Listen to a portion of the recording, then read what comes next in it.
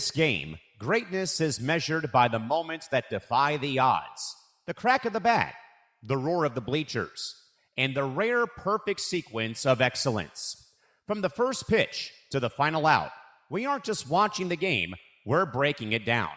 From the Empty the Bench Network, it's time for you to step into the box. You are hitting for the cycle. And now, here's your hosts, Ben Kruse, David Weightman, and Ryan Touhey.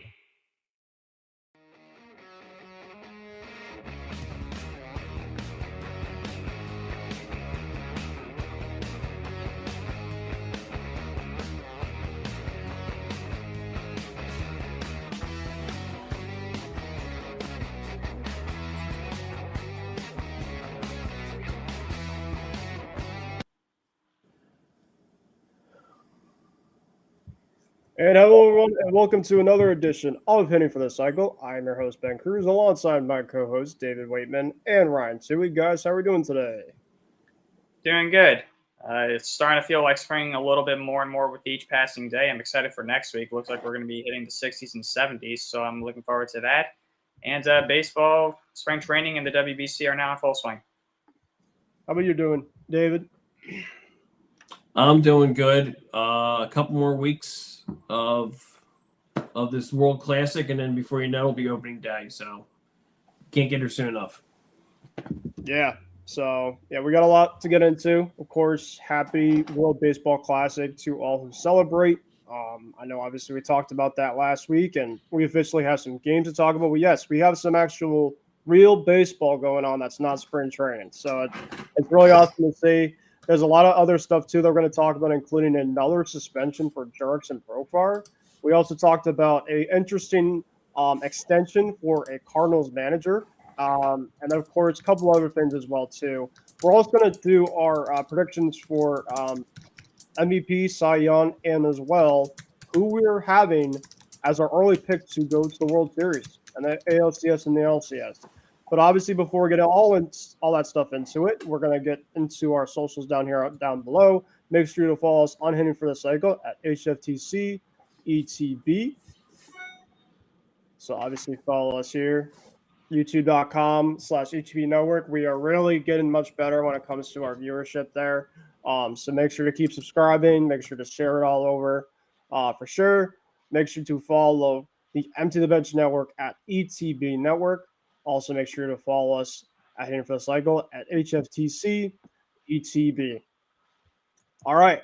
So, as I alluded to, we are going to get into the start of our show, and that is a suspension of somebody that we have already had to talk about. This feels like deja vu, Ryan, does it? Sure does.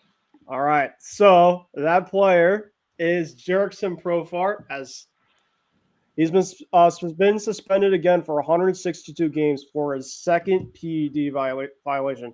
And, before we get into this overall topic, I'm trying to just think to myself, has there been anybody from baseball that has been suspended not only once, but twice on PEDs? Because I don't think it really happens very often. I think there's a lot of times that you get suspended once, and it's a pretty big thing, and then seeing this again, I'm like, man, this is crazy. So he was suspended actually for 80 games during the 2025 season. So basically, it's almost double his second, which deservedly so. I mean, if you do it again, you should obviously just get double the punishments and everything like that if you're not going to learn, right? So the Braves violated their discipline in a statement that I'm about to read here. This was from Friday. And it said, we were incredibly disappointed to learn that Jurickson tested positive for a performance-enhancing substance and is in violation of MLB's drug prevention and treatment program. Our players are consistently educated about the program and the consequences if you're found to be in the violation. The Atlanta Braves fully support the program. And last year, Ryan, this happened on March 31st. So basically kind of right around, I guess – it was a little bit later on this month, but regardless, it was in the same month. He tested positive last year for a banned substance called humic chronic gonadotropin. So bear with me if I got that wrong. That's a crazy word. Human chorionic gonadotropin. Thank you. That means a lot. It's a hormone normally produced during pregnancy that in females can stimulate the production of testosterone. As a result, MLB suspended for 80 games, and that ruled him out for ineligible for the postseason, which the Braves missed for the first time in 8 years. If we remember, and David, obviously you weren't with us last year, but we talked about the Braves, Ryan, last year, and obviously the Braves, of course, between this with the suspension of Profar and with a lot of their injuries, the Braves really never kind of put themselves in position to get ready to go. And last year Profar in his short sample size had 245 average with 14 homers, 43 RBIs, 9 stolen bases, and 787 OPS. Profar is also ineligible for the World Baseball Classic, as he was supposed to play Netherlands, who, by the way, is playing right now at this time of this recording. He is not playing that right now. So he is not playing baseball in general. I know David and I were talking about where he could be playing as of obviously off the field. We don't know. They'll probably be somewhere. But I'm just going to get your thoughts. And I'll go to David first, because obviously, David, Ryan and I have kind of already talked about Profar a little bit from last year. But what do you think about this overall situation that's going on with Profar? Of course, it's awful. And it's just a terrible situation, a terrible look. And at least for the Braves, they're probably looking at, in terms of the front office, and they're like, when's enough? Enough's enough. Profar's an idiot. I mean, that's the bottom line. I mean, Major League Baseball, whatever you have, weight issues, whatever. This happened with Jose Alvarado. They said there's a list of products to take, and there's stuff that's illegal. They give you the list. If you have an issue, you go get it, and you can take it, and it's fine. This is just somebody who just was thinking like, nobody will test me. Came right in, they test him, and he got popped. So, and then it was just all the other stuff. The Netherlands thing, he duck and ran that. It's just one of those guys that if I'm part of that organization or if I'm running whatever, I just cut him loose. Just saying like, hey, we're just going to release. We don't even want to get back. It just looks bad on all levels. But he's an idiot. He'll just go play over in Japan, or he'll play in Mexico, or he'll just do something else, or play in some other league, and you'll never hear from him again. I wouldn't even sign him. Why would you? I said off the air that the way that he's performing right now, he should be in the prison league, which basically is just a league where he's just by himself, it's just being in trouble. That's where it really should be, if anything. Ryan, here we go again, my friend. We have to talk about this guy again a year ago. There's really not much that really, I guess between now and then, it's worse this year. They just double it, which he should be. And what David alluded to, this guy's an idiot. And there's really nothing else besides that. I basically kind of, there's nobody besides himself that can really control it. It's on him. This is something you can't really convince yourself to, stop doing. It's a personal type of thing, and it's not a good look. Yep. Fool me once, shame on you. Fool me twice, shame on me. And that's basically the scenario right now with the Braves. I agree with Dave 100%. I cut the cord with him immediately. I mean, this was the second year of a 3-year contract that he signed with the Braves prior to last year. He's forfeiting his entire $15 million salary that he was supposed to make this year. So this is quite the pricey suspension price that Profar is going to be serving here this year. He tested positive for exogenous testosterone, and it's metabolites. The league announced on Tuesday. This is coming from Andy Backstrom of Yahoo Sports. And Profar becomes just the 6th player since 2014 to be suspended for a full 162 games due to PED use. The last one to receive that suspension was Milwaukee Brewers reliever J.C. Mejia in September of 2023. So Profar is now an exclusive member of a very rare club, and one that is not very proud to be a part of. So, played dumb games, win stupid prizes. That's basically all I have to say about this. Don't really have sympathy for Profar. Got a little bit of sympathy. I got sympathy for the Braves and their fans. But, shame on Profar. Well, I mean, you guys said, when are they going to cut the cord, as they say in baseball, 3 strikes you're out. So I guess, this is already 2 warnings, even though it should honestly be already cutting the cord now. But I guess if it's a 3-year type of contract, they're probably thinking financial contract. They're probably just thinking, they probably have to eat a lot of that money. As bad as he is for right now. They're probably he's probably gonna be gone anyway next year. Heck, if it happens again, he's out anyway. So, but yeah, 162 games. That's basically the whole entire season, right? I'd say. So, good for him. If you're gonna do stupid games, stupid prizes, good for yourself. You're not playing, and that's the punishment. So we kind of have to lead off this show with kind of a sour subject that we've already talked about before. But, when you're a guy in Jurickson Profar that's complete idiot, we obviously, it's out there. We got to talk about it, unfortunately. So here we go. All right. We kind of got all that stuff out of the way early on. Whoops. Sorry. Now we're going to get into something else. And I'm not saying it's something that is bad. I see it more as questionable than anything. But I guess for an organization in the Cardinals that is completely going into a downtrend situation right now, I guess a lot of the things they do right now is extremely questionable and just whatever, right? Cardinals, I think we predicted the Cardinals last week on our show. They're going to probably be one of the worst teams in baseball this year. They really just kind of shook up their core. They're with my own guy and Chaim Bloom over there. So he's just kind of, getting that team younger.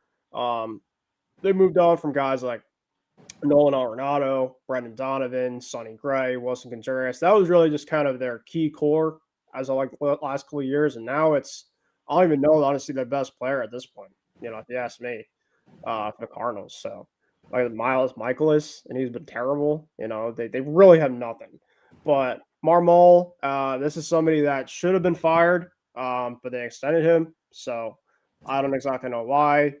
But do you guys know how long he's been with the Cardinals for? I'm trying to see how long he's been there, because I know for a fact, the Cardinals have wanted him gone for a while. Well, he's been with the Cardinal organization for years. He's been with the Cardinals organization since 2007, when he was still an active player. And then he spent 5 years as a manager in their minor league system. And then he joined the major league staff in 2017, and he became the Cardinals manager on October 21st of 2021. This is coming from ESPN and the Associated Press.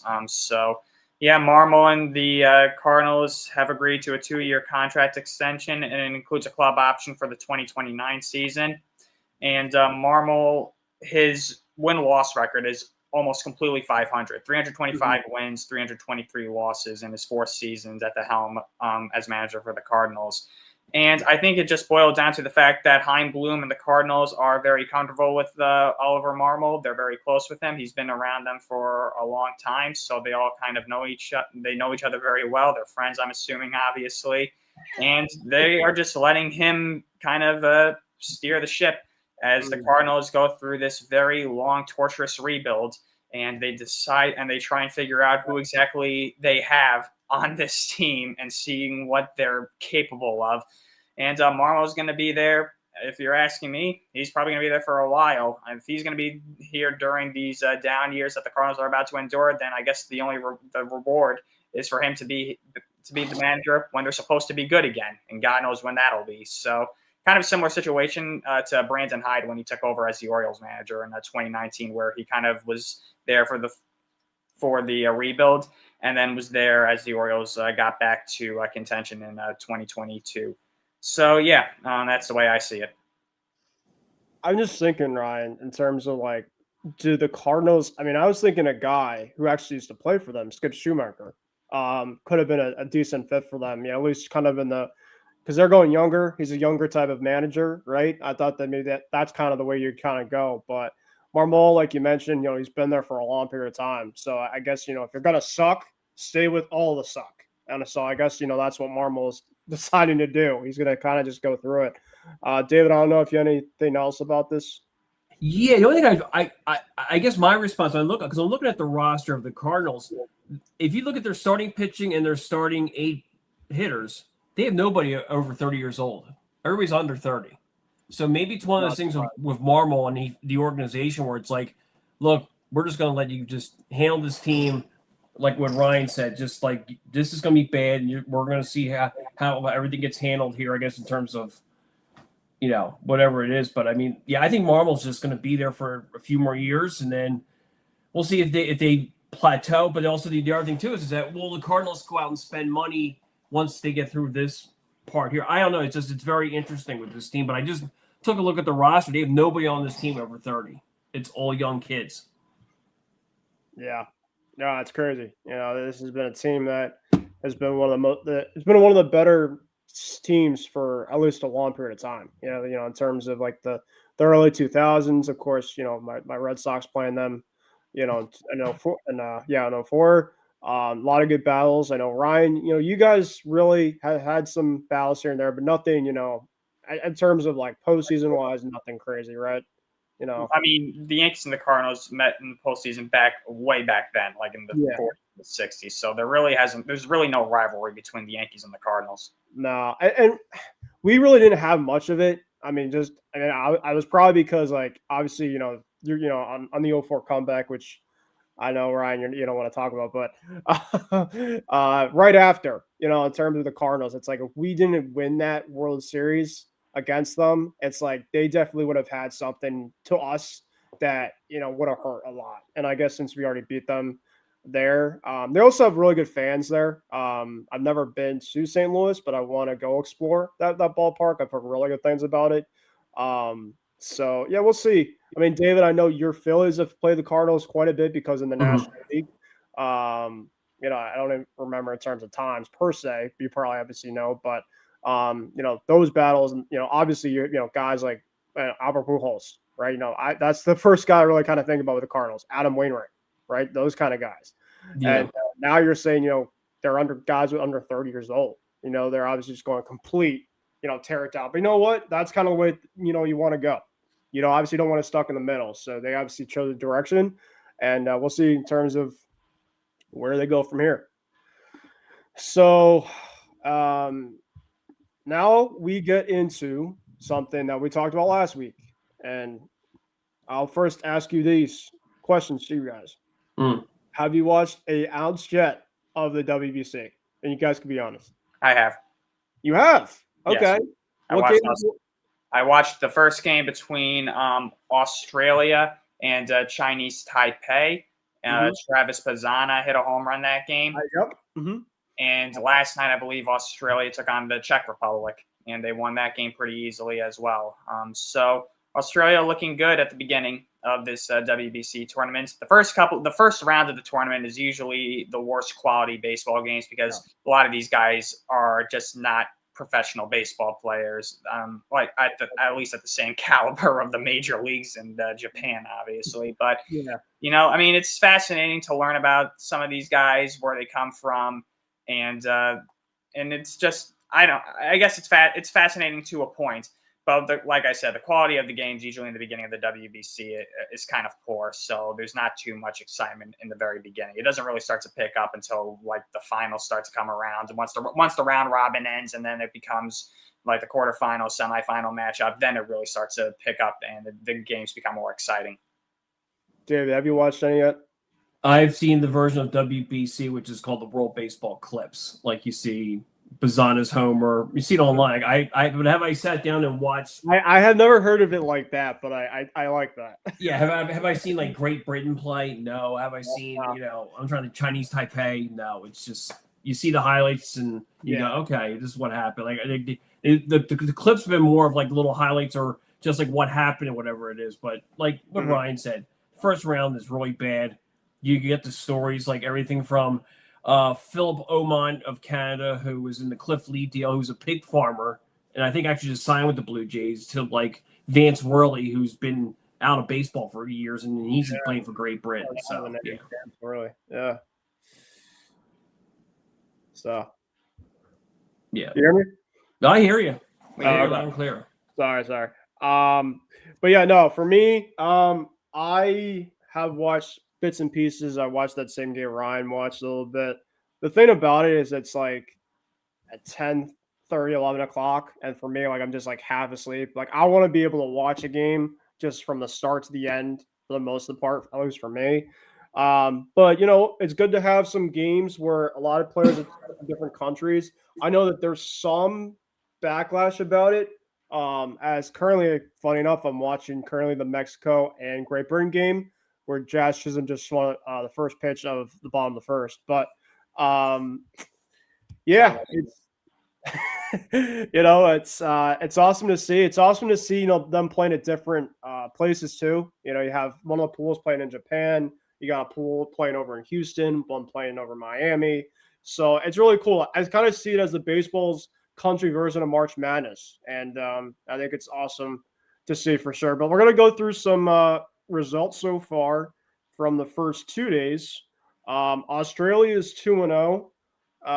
They beat Czechia. So Ryan, I know you were mentioning about that. Australia doesn't have like a lot of household names I do know about, but I think who is it? Maybe it was somebody else that I was thinking about. Never mind. But yeah, Australia is 2-0, so they're obviously off to a good start in the tournament. And then let's see, Australia's 2-0. They beat Chinese Taipei in game 1, and then yesterday they beat Czechia. Today is really kind of the big first full day of the overall tournament. So earlier on this morning, you had Japan. I mean, who's obviously, one of the classes of classes for it. And they obviously killed Chinese Taipei. I mean, this is obviously 13-0, and actually it finished in 7 innings. So I guess the World Baseball Classic does have a mercy rule. Yes, there are mercy rules of them. I think it's 15 runs after 5 that it gets called. It's probably like Little League then. Like Little League, which, you know what? I think like you guys were talking about, a lot of the first couple rounds are just terrible with some of these matchups. Mercy rules, I think, are the ways to go for that. Yeah. I'm watching Red Sox legend right now, Nate, you're not to play it as we talk. But yeah, Japan 13-0. And you know what? Japan, obviously, with Shohei Ohtani, water's wet. But Shohei hit a grand slam this morning at 4 a.m. Eastern time, because why wouldn't he not?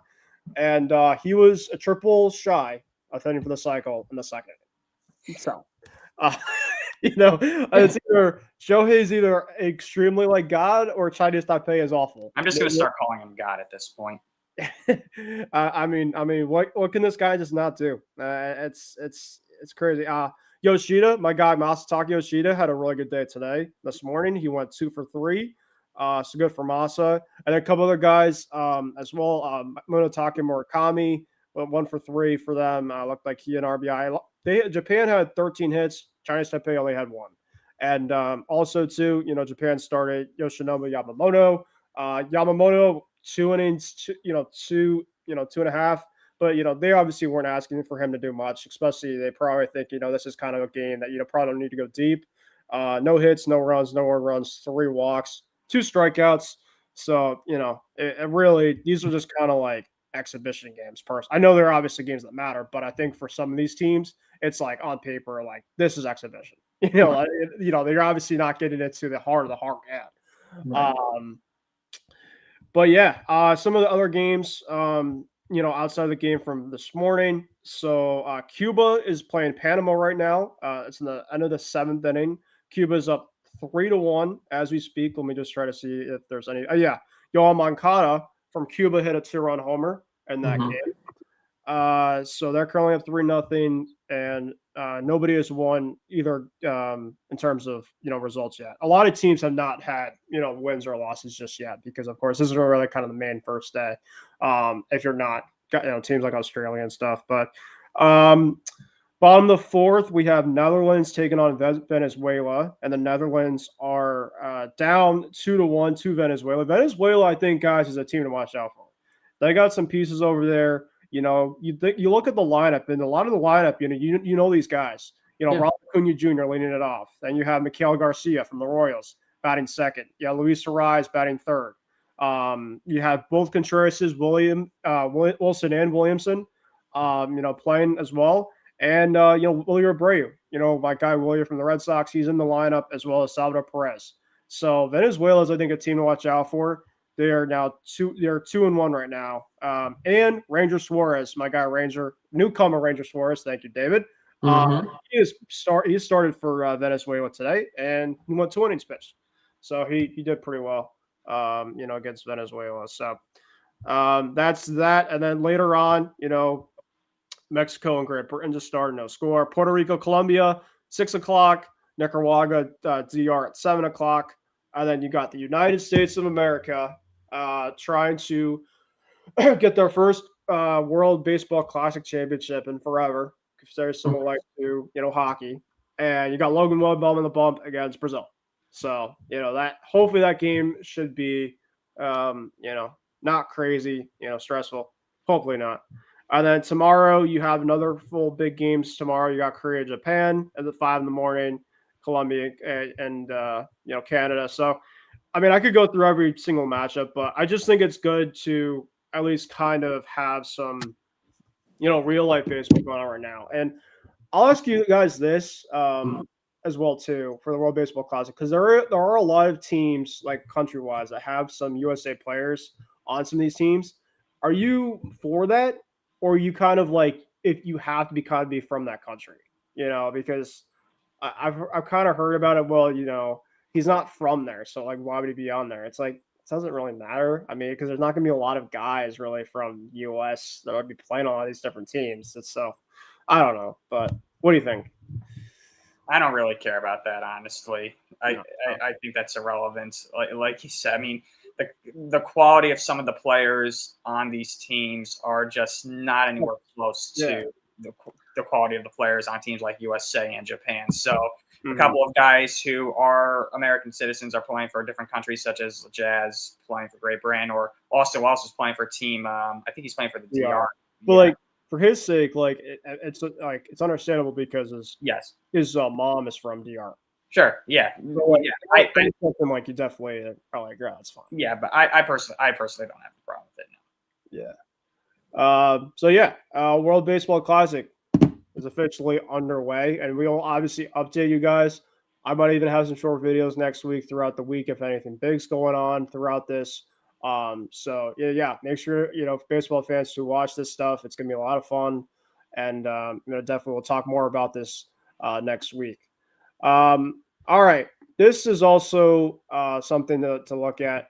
Somebody from the White Sox, really, he's been kind of a commentator for the White Sox for a long period of time. He's also been around in college basketball, and now he's officially the play-by-play of Major League Baseball on NBC Sports, and that is Jason Benetti. Now, I don't know if you guys know a lot about Jason Benetti, but he's been around the block. This is a guy that definitely has quite a bit of experience. He went to Wake Forest for college. He's actually the primary television play-by-play TV announcer for the Detroit Tigers. So that's currently what he's doing right now. Of course, he'll still be with them, but he's also not going to be with NBC Sports. So very similar, I hate to cross sports, but obviously, Ryan, if you're New York Knicks with Mike Breen. Mike Breen is also with others saying, thing with ESPN and stuff like that. So, congratulations to Jason Benetti on this. Very well deserved. And just trying to see if I have anything else from this as well. I've actually met him. You've met him? No, nice. When I worked in the press box for Wilmington Blue Rocks, he was the play-by-play guy of the Salem Red Sox. Okay. Yeah, so I first met him. Cool. He's in. I think he was I want to say when he went to Wake Forest, it was like a law degree. I don't think he was trying to be a lawyer. Yeah, it looks like that's from his bio that he was a law degree guy. Yeah, but he was really good. And then really good when he was with Salem. Always had the same stories, that type of thing. I'm not surprised by this at all. It's actually I'm very happy for him. Still always blown away that the White Sox dumped him because he was doing both of the things with basketball and baseball. But that explains the White Sox for you. So I was gonna say, I'm like, I think Benetti is as tough as this to go from the White Sox. I think he's off to better and bigger things. Yes. So I'm happy for him. It's actually funny enough that. Oh, actually, sorry. I thought that. Never mind. Benetti is actually going to have his first game on NBC when the Dodgers take on the Diamondbacks, and that's going to be on March 26th. Okay. So that should be very, very exciting stuff. And actually, another thing too, and Ryan, Dave, I don't know if you guys know about Benetti, but this is not his only first time that he's been with NBC Sports. In 2022, he worked as an announcer for Fox College football, college basketball, and MLB coverage. And he also served as a lead voice for the Olympic baseball coverage during the 2020 Summer Olympics. It was part of the MLB Sunday leadoff games on Peacock. So congratulations to him. And as well, another thing too, with Benetti is Clayton Kershaw, Joey Votto, and Anthony Rizzo are going to be serving as studio analysis for the broadcast for 2026 and beyond. And then you have Bob Costas as the studio host. So yeah, just got everything that I had to on there. But congratulations to Benetti. And Ryan, what do you think about Jason Benetti becoming the new lead play-by-play of NBC? I don't really know much about Jason Benetti, to be honest with you, other than the fact that he is the voice of the Tigers. But I think it's a good fit for NBC Sports. I think it brings a little more excitement to the product. To have a guy of his name and caliber being the play-by-play for baseball games. Baseball hasn't been on NBC in a long time, so the fact that it is coming back, it is a little exciting for me. I don't personally remember watching it on NBC because I was too young at the time. But it's going to be cool to see guys like Bob Costas, regardless of your opinion on him specifically, because I know that he gets a bad reputation sometimes from modern day baseball fans because he's kind of straightforward and to the point on his calls. But I've always admired how they did baseball back in the old days in the 90s, especially on NBC, CBS, ABC, and Fox. So it's kind of going old school for me. And I think getting a guy like Benetti is a good addition. How about you, David? Like you said, I know that you obviously met him, but do you have anything else, about Benetti? One thing about Benetti that I do know, I'm a UConn basketball fan, and so he, they said college basketball. I do remember him calling some games. So, and then Ryan, you're talking about Bob Costas, in terms of him, you're getting yourself acclimated to NBC for baseball, but NBA just went back to NBC. So, for myself as an NBA guy, kind of watching some of the games on NBC, it definitely took some time to kind of get used to it kind of back, but now it's been awesome. So, hopefully baseball can kind of follow that same trend coming up, this season as well too. So, that is that. So, Dave, you have anything else really quick? Yeah, just the NBC thing was, like Ryan said, good move by their part. Me showing my age, I remember when it was Joe Garaggioli and Tony Kupak and Costas all there, and that was like in the 80s and 90s, whatever you want to call it. I guess that was around that era, mostly towards the 80s.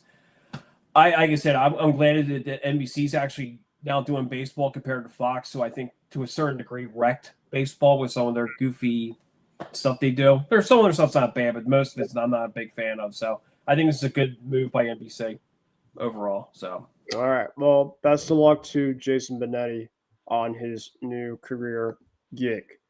Okay, we're going to get into the last 2 weeks we got into our AL predictions and our NL predictions. So now, like David, last couple of years, me and Ryan, we basically kind of went through the predictions for both leagues.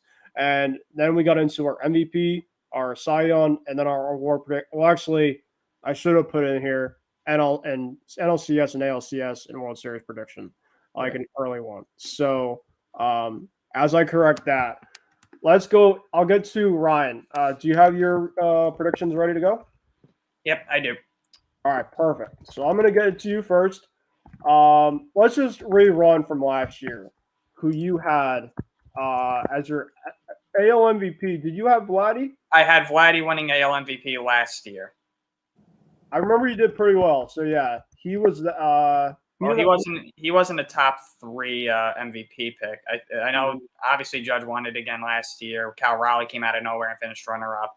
So I was wrong about that. I came very close to the Cy Young. I predicted Garrett Crochet. Crochet was runner-up. Skubal won it for the second year in a row. That was the American League. And then in the National League, I think I had Manny Machado winning the MVP. That was my preseason pick. Okay. And then for the Cy Young Award, I think I had Yamamoto winning the Cy Young last year. If I'm not. Oh wait, was it Yamamoto? I think it was either Yamamoto. Actually, I think I had Zach Gallen going into last year, something like that. I had somebody from the NL West. I don't really remember who I had. Okay, all right. I was way off. I was way. Hey, it's not the first time we've been way off on things. So, we'll see how things go for this year. For me, I remember I had Max Fried as my Cy Young. That did not happen. Of course, Fried had a very good year. And then NL, I think I had. I don't even remember NL. It was tougher for me. MVP. Man, I gotta say these things personally. I really do. But it's turning on to a new page. And David, do you have your stuff ready to go as well, my friend? Yeah, pretty much. Yeah. So, Ryan, I'll go you first. Who will be your MVP, both from the AL and the NL? You might roll your eyes at least one or maybe both of these predictions, but just with the way that things have been going around Major League Baseball, I mean, the American League, last year Cal Raleigh came out of nowhere to hit 60 home runs, and he was the runner-up. But, I know he's getting up there in age. I know he's going to be 34 this year, but I don't know if anybody can really challenge Aaron Judge for the American League MVP. So I know it's a very boring pick because he's won it 3 out of the last 4 years in the American League, but it's really hard to pick against him. And yes, I know he's in his mid-30s now, but I still think he's got another monstrous season in him. So my pick for the 2026 AL MVP award, I'm not being biased, trust me. For me, it's Aaron Judge. For the National League, Ohtani's the easiest pick. I think he's going to be in the top 3 at least. But you know what? I'll shake it up a little bit again. Oh man, I just know that the writers just love Ohtani, even if he doesn't have the best statistics, the best numbers. I know that there's probably going to be favoritism or bias towards him winning another MVP award because the writers just can't get enough of him. Mm-hmm. I'm going to say just think about it this way: just take out Ohtani, and then just think of like the next person you feel like would happen next year. You know what? This will be fun. Alex Bregman. Alex Bregman. Yeah, I'll go Alex Bregman. I think he's going to rake with the Cubs this year. I think he's going to have a terrific season at Wrigley Field, and so yeah, I guess he would kind of. You know what? He'll be my wild card pick for the National League MVP, but I'm gonna stick with the obvious, unfortunately, because I just don't know if anybody's on the same level as Aaron Judge or Shohei Ohtani. So they're my very, very boring MVP predictions. Sorry. No, I respect it. You have one from your team, and you got another one who left my team, and you had to twist the knife on me for Bregman. So I guess that has to kind of work that way. And so yeah, it shaked up a little bit. I actually have it in my notes here, so I will remember who everybody has. So by the end of the season, we will obviously remember. David, who do you have as your AL and NL MVP? Well, NL is to me is Ohtani, but I'm going to say somebody who I feel like could be a possible candidate is Juan Soto. Juan Soto. Okay. Yeah. I like that a lot. Good pick. AL, there's some good candidates. Judge is up there. For some reason, I feel like Pete Alonso is going to tear it up in Baltimore this year. Pete Alonso. Okay. But not my MVP. I feel like he'll be there. Okay. Raleigh, I feel like it's going to have some in Seattle. I'm just going to go with Vlad Jr. Vlad Jr. All right. So David's going with Ryan's pick from last year. So we got difference on both of them. And I'm going to be different as well, too, because that's what's going to make it fun. My AL MVP, I think this guy definitely deserves it. I think he should get a lot more love than he already has. Bobby Witt Jr. from the Kansas City Royals. I think Bobby Witt Jr. to me is arguably the best 5-tool player in the league. And maybe just because he plays on a Kansas City Royals team, that's like whatever. But Bobby Witt Jr., I think he's going to absolutely be awesome for them. My NL MVP, Kyle Schwarber. That's going to be my NL MVP. Kyle Schwarber is, to me, the best power hitter outside of Shohei Ohtani. And I think he's just going to have a 40-plus homer season. Yes, he doesn't really hit outside of homers, but baseball, you got to hit dingers, and Schwarber obviously does that. So Ryan, Aaron Judge and Bregman, David, Soto and Vlad, me, Bobby Witt and Kyle Schwarber. Not necessarily the most obvious. So I like that, and I think it's a kind of way to kind of spice it up. All right, I'm going to start first for the AL Cy Young and the NL Cy Young. I'm going to be a little bit more boring for these. My AL Cy Young, give me it, Garrett Crochet. I think for him, he needs to have it this year. This team needs the pitching more than ever, and if this team wants to go anywhere for the Red Sox, it has to be on the arm of the ace, and that's Garrett Crochet. And I think he'll deserve. I think he will. My NL is going to be Yamamoto. I think what he did in the postseason was special, and he's going to have another big year for the Dodgers. So that is going to be my NL Cy Young. So I got Crochet and Yamamoto. David, I'll go to you. Okay. I'm going off. I usually want to call off the rails picks. Love it. National League, I'm going Logan Webb. Wow. Okay. AL, I'm going with Brian Wu to Seattle Mariners. Okay. I like that. I like Crochet. I think he'll be in the running this year. I'm trying to think of the NL possible. I guess it will be Skeens, but I think Logan Webb's going to have a big year. Giants, to me, are the sleeper team in the NL this year, all together. Yeah, I could have went Scooble and Skeens, but, I guess Crochet and Yamamoto are kind of mega more on the boring side because they're very – Wu and Webb, I think, are awesome, though. It's just a little different. Ryan, how about you? I'm probably going to be completely wrong on this, and yes, it's probably that's why we're here, And I'm just going to have some fun with it because I don't want to pick the boring. I don't want to pick the obvious choices like Skeens and Scooble again. Mm-hmm. But for the AL Cy Young, let me have some fun here. It probably won't happen. Cam Schlittler wins the Cy Young. 26. What a story! Wow. What a story that would be, huh? Wow. Schlittler wins the AL Cy Young award. You're having fun, all right. I'll tell you that. I know this is his first season as a full-time starter, so probably won't happen. Hey, this is why you never know. Baseball. Wilder things have happened in baseball, though, I guess. Let me dream. So that's my AL Cy Young pick. And my National League Cy Young pick, you know what? Why not add another piece of hardware that he hasn't won yet? Shohei Ohtani wins the National League Cy Young award. It's because. So one thing he has left to check off his resume. Right. Yeah. All right. So I got it all in there. Now we're going to put in our ALCS and NLCS predictions. And these, I think it's going to be kind of tough to not be boring. I think the other ones you're able to, but this is going to be a little bit more, I think, like you have to kind of be, I mean, heck, you could be off the rails for these picks. I'm not going to judge you, but for me, my ALCS, last year I picked, who did I pick last year? I didn't know the Red Sox going all the way, Ryan. No, right? you had the Rangers in the ALCS. I think you had Texas. I think you had the Rangers against the Tigers or somebody last year. I had the Rangers and Red Sox. I had the Red Sox last year making the ALCS. That obviously didn't happen. But my ALCS this year, I got the Toronto Blue Jays and the Mariners.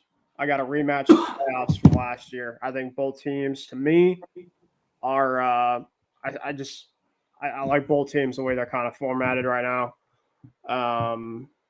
Actually, you know what? I'm going to take that back. This is why, obviously. Ryan, you're going to like what I'm about to do. I have the Yankees. I have your Yankees take on the Mariners. Wow. Oh, yeah? Yes. Yep, I have that. My NLCS, Dave, you're going to like what I'm about to put in. This is going to be a rematch. I don't know from how long ago. Dodgers and the Phillies. Last year. Well, in the NLDS. Yeah, the last time they did NLCS was 2009, I believe. Oh, I'm a little boring, I think. I mean, Yankees, Mariners. When was the last time your Yankees played the Mariners? 2001. Okay. Well, that's my LCS. As painful as it wants me to for the Yankees to be in the LCS, I have that. But Ryan, here we go. How about you? I also have the Mariners in the ALCS, and I have them going up against the Tigers. Oh, okay. I have Tigers, Mariners, ALCS. National League Championship Series, Dodgers, again, in the NLCS. And I have them going up against the Cubs. Okay. All right. David. Tigers, Mariners, like Ryan, same thing. I just figure they're both loaded, especially in pitching. My God. Mm-hmm. But 7-game series of that, bring it on. Yeah. NLCS, this will be an advertiser's dream come true. Mets, Dodgers. Mets, Dodgers? Yeah. Okay. So you have the rematch from two NLCSs ago. Yeah. Okay. All right. So I have Yankees, Mariners, Dodgers, Phillies. Ryan has Mariners, Tigers, Dodgers, Cubs. And David has Tigers, Mariners, Mets, Dodgers. So for me and Ryan, I don't want to tear you down a little bit, but I do have the Mariners. I do have the Mariners going to the World Series. And I have them taking on the Phillies. I have the Dodgers being knocked out. Wow. The NLCS. Okay. I think they were very close last year to being knocked out. The high-powered Dodgers that we all talk about. I think the Phillies are due, David. They are due. They need to make a run, or else they're going to have to tear it all down, and they know it too. Oh yeah, this is the last year. So I have the Mariners and the Phillies as my World Series. That's mine. Ryan, how about you? I have the Mariners winning the pennant as well. I think this is the year the Mariners finally win their first American League pennant in their franchise history. This is the Mariners' 50th season, I believe, in Major League Baseball. They began in 1977, and they're the only team still that has yet to appear in a World Series. Mm-hmm. And with how close they came last year, I know for a fact that still stings inside of them. And I think the Mariners are finally ready to take that next step. So I have the Mariners winning the pennant, and I have them going up against the back-to-back defending champion Los Angeles Dodgers in the World Series. I think it's going to be Mariners-Dodgers this year in the Fall Classic. That could be a good one. That really can be. Okay, David. I have Seattle, LA. I don't see anybody in the NL touching the Dodgers this year. I mean, in general, just everything across the board. Seattle's just got the pitching. I wouldn't be surprised if deadline they get a big bat, to go make a run for the whole thing. Yeah, let's go Seattle, LA at West Coast World Series. Okay. My prediction on who's going to win it all. David, I told Rod I'm going to put him down. I'm unfortunately going to have to put you down a little bit here. Mm-hmm. Seattle is going to go from Super Bowl champs. Yeah, they beat me in the Super Bowl, so heck, I'm down a little bit here as well. And they will win the World Series, the Seattle Mariners. It's the city of Seattle will be having some really good glory a little bit here. They're going to be having a little fun run, and they deserve it. They would need it. The Phillies, Mariners, I think, goes down the distance, but I think the Mariners are going to find a way to pull it out. I do. Ryan, how about you? Oh, man. It would warm my heart to see somebody dethrone the Dodgers, and let alone be the Mariners to win their first World Championship. Did they be the last year's Blue Jays, but finish it off, Ryan? Yeah, but the Blue Jays. The Blue Jays that was so out of the blue. I don't know how it happened in this. Yeah. But they go from worst to first, and they just become a completely different team. Yeah. The Dodgers obviously have the names and they have the star power. It'd be almost foolish to bet against them to win it all. The Mariners, though, you know what? I picked the Dodgers last year. They were my World Series prediction, and I got that right. I think because in the preseason predictions, I had the Red Sox and the Dodgers last year going into 2025, and I had the Dodgers beating the Red Sox. So I was wrong about the Red Sox, but I was right about the Dodgers going to repeat. So, you know what? I'm going to be different here. Mariners 2026 World Champs. You heard it here. They won their first World Series. Okay, so Ryan will take the championship. David, can we have a trifecta, or are you gonna be boring? No pressure. It's not even boring. It's just I love to see Seattle win, but the Dodgers, I think, really want to stick it to everybody, especially with the way how everybody. If you want to look around, basically they complain about the way they spend. They do everything the right way. They just got more money. So I think they want that three-peat since the Yankees did it. So I'm going to go LA.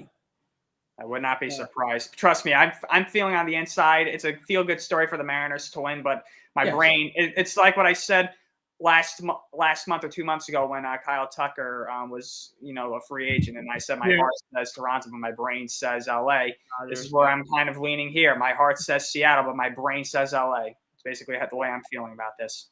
Because they're going to have the TV production ready of Joe. They're going to have the side-by-side comparisons of Dave Roberts and Joe Torre, and then this one, and comparing the Yankees, three-peat to this three-peat, possibly. So, yeah, I love to see Seattle win, but I just think LA will they will go out and spend, and they will get more guys and load up their team more until basically they fix this. And that'll be 27 or 28, depending on how you hear the story. So, okay. So, really quick before we go to final thoughts, we've got 5 minutes left. So, obviously, none of our teams we have. Obviously, I have Ryan's team, the ALCS, but I have none of my team. I have none of the Red Sox there. David, you didn't obviously have the. So, do you obviously have your teams, of course, in the playoffs? Where do you guys have your teams being stumped in the playoffs, and who is it to? So, for me, I have us going to the wild card. We're probably going to play Tigers or some team, and I just don't feel like we're not going to have enough offense. But I think we're going to have a playoff game at Fenway. So that is mine. Ryan, how about you? Well, I had the Tigers and the Mariners in the ALCS. So in that case, you guys play Detroit? Will you guys lose to Detroit then? Well, we have a very bad history facing the Tigers in the playoffs. We've lost to them all 3 times we've played them in 06, 11, and 12. And Justin Verlander, even though Justin Verlander isn't a spring chicken anymore, he can still bring back nightmares. So I would probably say I say the Yankees are a wild card team this year. I think they'll either win the second or third wild card this year, which would then lead me to believe that they would probably either face the Red Sox or the coming out of the West is the Mariners. I would say the Mariners have a rematch next year, Ryan. I could see us facing each other again this year in the playoffs. Got a rematch and revenge for us, but then we'll probably lose. Well, we're both going to be coming up short regardless, but I just want to play fun on it. I'd say we fall. I'm saying we're going to fall in the wild card series this year, and I think we're going to lose. I think we're going to lose to Toronto again. I just see the Blue Jays being there again, and I just see Vladdy just playing home run derby with our pitchers again. Hey, Devers left, so Vladdy can run, Ryan. So unfortunately, David, I'll go to you. Where do you have your Phillies getting stumped? Let's see. Phillies will be a wild card team. I figure the Mets will win the division. In terms of the playoffs, it'll be first round, and it does not matter because they can't hit. Like you said, you're not wrong. They can win 110 games, and everybody in Philadelphia is the same thing. Get to October and prove us wrong. Until this team learns how to hit in the postseason. So it doesn't matter if it's the Mets, the Braves, the Cubs, the Dodgers. It could be the freaking Cardinals for all I care. They cannot. Like I said, like you said, this is their last year. Then they're gonna have to tear it down. They're gonna have to shred, and there's a lot of money's gonna come off the books again too. So, I'm seeing first round knockout to Philadelphia again. The Phillies and the Yankees. Yankee fans, Ryan, have been saying that the Phillies are the NL version of the Yankees. We both love home runs, and we don't put the bat on the ball enough. Yes. I mean, even though the Blue Jays lost the World Series last year, the way they play baseball is the way that I want the Yankees to play baseball. They don't strike out. They put the bat on the ball. I mean, the Blue Jays outplayed the Dodgers in the World Series. Yes, they still lost, but that's just unfortunate circumstances. That's baseball sometimes. Yeah, the Blue Jays still played better than the Dodgers did in the World Series. In my opinion, the Blue Jays, the way their offense, that's the way you have to play baseball. Yeah, give a lot of credit to a couple of the guys, Barger, Clement. Barger, Clement, Nathan Lucas. Lucas, yeah. No, they have some grinders. That's a team that I think is going to be there at the end. It also unfortunately is at the end is our show. We got some final thoughts here, and I want to appreciate everybody that's joined in. We have about 110 viewers. Currently, I think we had 70 74, 75 last week. So good job, guys. And, next week, hopefully we'll have even more as, of course, get closer to baseball season. My final thoughts are my first show on here with you guys since I've been 30. I turned 30 on Monday. So I'm very happy for that. Now I'm in my 30s. So that should be good. And going to watch some more World Baseball Classic. Definitely March Madness will be coming around. So, and just I've been busy myself. So I'm just trying to keep myself, staying, even keel and doing my thing. So, Ryan, I'll go to you. Opening day is in about 3 weeks, March 25th, against the Giants, Yankees, and the Giants. So, are you guys the first? You guys are the first for the first game of the year, first regular season game of the year. All right. And yeah. Okay, David, do you have any final thoughts? Yeah, actually, the one thing we didn't get to, but just a little passing by, is this year's for both, I guess, Major League Baseball. This year's Rookie of the Year candidates for both leagues are going to be exciting. Yeah. McGonigal from Detroit, Brubaker from Pittsburgh, Weatherholt from St. Louis. There's some good names out there for the young kids in terms of producing wise this year. So I'm looking forward to seeing who gets Rookie of the Year this year with all the young guys, young talent. Connor Griffin.